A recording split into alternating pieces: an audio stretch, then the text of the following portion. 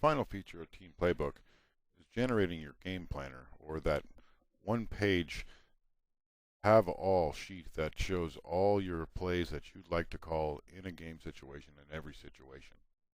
You can generate one of those in TeamPlaybook by coming up here to the new game planner.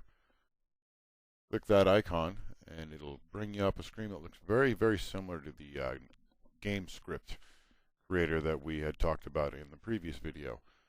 So you can see everything's the same. You'll create your new name, so this will be the name of your opponent, or whatever you'd like to call this for your game that you're about to be playing for that week. And then you'll be able to go ahead and navigate over here to your play diagrams, just as we did in the script editor, and be able to do that. But here's the key over here. For each of the situations that you might get into, first and short, first and medium, first and long, second and short, medium, long, third and short, medium, long, etc., fourth, short, medium, long. For all of those situations, you can now come in here and select the play package, or your favorite plays, or the plays that you think you'll be most successful with anytime you get into one of those situations. So starting here with first and short, as an example, I would go over here and I would drag all the plays that I think I would like to run anytime I got into a first and short situation. So as you can see, I'm just going to go ahead and just arbitrarily drag stuff in for an example. I'll move on to the medium plays. As you can see, I said fresh slate. I start off with all the plays. I can right click on these plays as well and add them. I could drag them and drop them. As you can see, I can also just move on to the next situation here.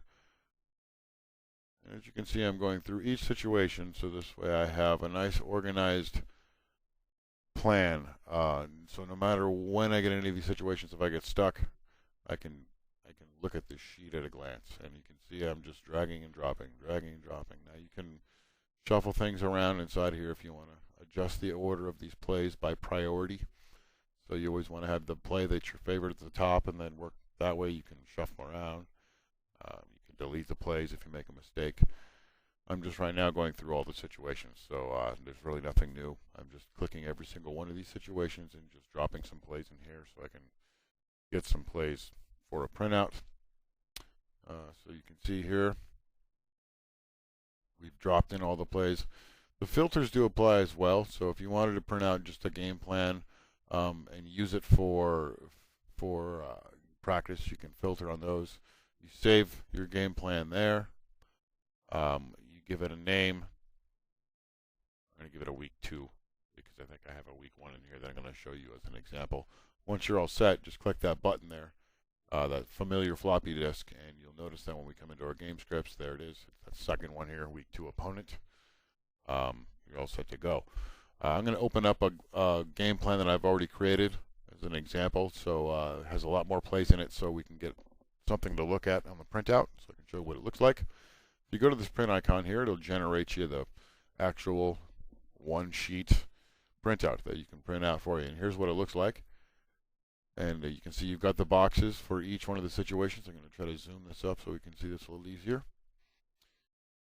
But what you can see is, and here's your zoom buttons, what you can see is for each one of the situations, they have their own box, and each box is broken out by running and pass. So at the top there, you've got all your first, second, third, and fourth and short.